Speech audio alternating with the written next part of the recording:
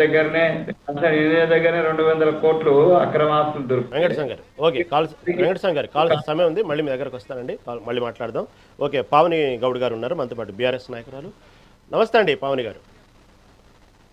నమస్తే అండి. పావని గౌడ్ గారు విన్నారు కదా, వాస్తవంగా కాళేశ్వరం సంబంధించి నాకు మించిన ఇంజనీర్ లేడు, నాదే ఇంజనీరింగ్ అన్నారు కేసీఆర్ గారు. నేటిదాకా 80,000 పుస్తకాలు జ్ఞానంతో కట్టిన అద్భుతం అన్నారు. నేడేమో వెన్నుపూస పెరిగిన అపశయం అంటున్నారు. వాస్తవంగా కేవలం ఇది రాజకీయ లబ్ధి కోసం లేదా రాజకీయాలు చేయడం కోసం గతంలో బీఆర్ఎస్ ప్రభుత్వం చేసిన అన్యాయం వల్ల ఇదంతా జరిగిందని కావాలని రాజకీయం చేస్తున్నారా? మధ్యలో రైతులు నలిగిపోతున్నారా? మీరు చెప్పినటువంటి కారణాలు నిజమేనా, లేకపోతే నిజంగానే కాళేశ్వరంలో జరిగినటువంటి అవినీతి, కాళేశ్వరం యొక్క రీడిజైనింగ్లో జరిగిన లోపాలని కప్పిపుచ్చుకోవడానికి ఇలా మైండ్ సైడ్ ట్రాక్ చేస్తున్నారా సబ్జెక్ట్ని? ఏమంటారు పవన్ గారు? ముందుగా మెగా9 ప్రేక్షకులకు మరియు నాతో పాటు ప్యానెల్లో పాల్గొంటున్న పెద్దలందరికీ నమస్తే అండి. ఏమనాలి, ఏం చెప్పాలి, ఎన్ని చెప్పినా కూడా చెమటోని ముందట శంఖ ఊదినట్టే అవుతుంది తప్ప కాళేశ్వరం అదే ఏదైతే ప్రపంచంలో అతిపెద్ద మల్టీ లెవెల్ లిఫ్ట్ ఇరిగేషన్ ప్రాజెక్టునైతే 2.5 సంవత్సరాల నుంచి వెళ్ళి పడావు పెట్టింది అయితే నిజము. ఎన్ని చేసినా, ఎన్ని సభలు పెట్టినా, ఎన్ని యుద్ధాలు చేసినా పంపులు ఆన్ చేయమంటే చేయకుండా రైతన్నలను గోసవుచ్చుకుంటున్నది కాంగ్రెస్ పార్టీ. ఇప్పుడు కాంగ్రెస్ పార్టీ 50 ఏండ్ల చరిత్రలో తెలంగాణ రాష్ట్రానికి కానీ తెలంగాణలో కానీ ఒక్క బ్యారేజ్ నన్న కట్టించిందా అండి? ఒక్క బ్యారేజీని కట్టియకుండా తుమ్మిడిహెట్టి దగ్గర రాజకీయాలు చేసారు. ఏనాడు రాజకీయాలు చేసిండ్రండి? ఆనాడు వైఎస్ రాజశేఖర రెడ్డి గారి హయాంలా జలయజ్ఞాన్ని దళయజ్ఞంగా మార్చుకోవడానికి, తెలంగాణ ఉద్యమాన్ని నీరుగార్చడానికి తుమ్మిడిహెట్టి దగ్గర మేము పెద్ద ప్రాజెక్టు కడుతున్నాము, తెలంగాణ ఎడారి కాదు, తెలంగాణలో కూడా పంటలు పండుతాయి అనేసి ఒక శిలాఫలకాన్ని వేసిండ్రు. ఏనాడు వేసిండ్రండి? 16/12/2008 డేట్ నాడు వేసిండ్రు. 2008 నుంచి 2014 దాకా కూడా వాళ్ళే అధికారంలో ఉన్నారు. అక్కడ తట్టెడు మట్టి ఎత్తిపోయకుండా ఇప్పటికీ కూడా అక్కడికి పోతే మీకు శిలాఫలకం తప్ప ఏది కనబడదు.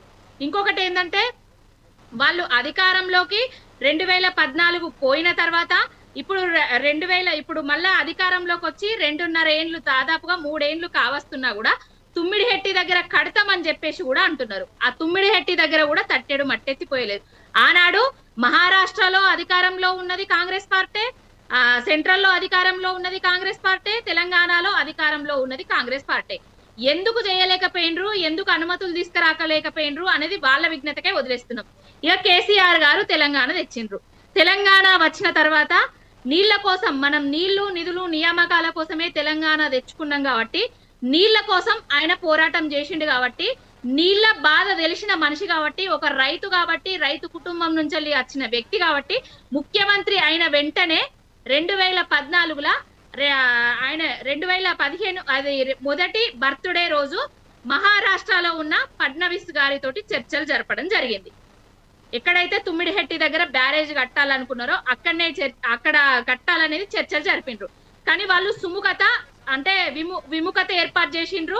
ఏంటంటే నేనే యుద్ధాలు చేసిన, మా మహారాష్ట్ర గ్రామాలు ముప్పులకు గురైతాయి, మళ్ళీ నన్ను ఎలక్షన్ లో ఓడిస్తారు, నేను ఒప్పుకోనంటే ఒప్పుకోను అనేసరికి మనం తెలంగాణలోనే కట్టుకుంటాం, వాళ్ళని వీళ్ళని ఎందుకు బతలాడేది అనేసి తెలంగాణలో కాళేశ్వరం ప్రాజెక్టు, అదే మేడిగడ్డ, అన్నారం, సుందిల్లా ఇట్లా 3 బ్యారేజీలను, 15 రిజర్వాయర్లను, 19 సబ్ స్టేషన్లను, 21 పంప్ హౌస్లను, 203 కిలోమీటర్ల మేర సొరంగాలను, 1531 కిలోమీటర్ల మేర గ్రావిటీ కెనాల్స్ ను, 98 కిలోమీటర్ల ప్రెజర్ మెయిన్స్ ను, 141 టీఎంసీల స్టోరేజ్ కెపాసిటీ, 530 మీటర్ల ఎత్తుకు నీళ్లను ఎత్తిపోసుడు, 204 టీఎంసీల నీటి వినియోగం వచ్చేలా ఒక multi level lift irrigation project కాళేశ్వరాన్ని కట్టారు.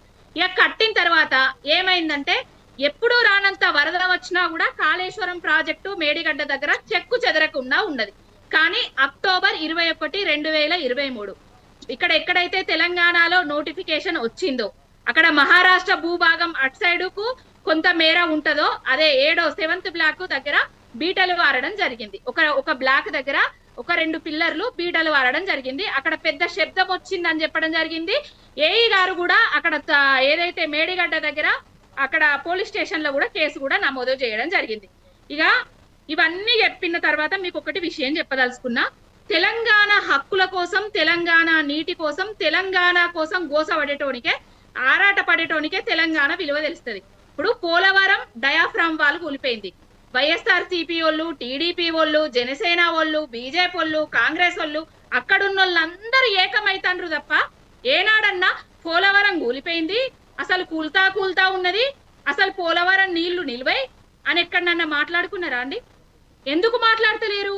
జాతీయ హోదా కావాలని వాళ్ళందరూ ముక్త కంఠంతో, ఏక కంఠంతో, ఏక పాదంతో నిలబడి ఎందుకు జాతీయ హోదా కోసం కొట్లాడుతున్నారు, తెచ్చుకున్నారు. ఇప్పుడు మనం ఏం చేస్తామంటే మనకెప్పుడు పక్కన చెప్పిందే నిజం అనుకుంటారు కదా.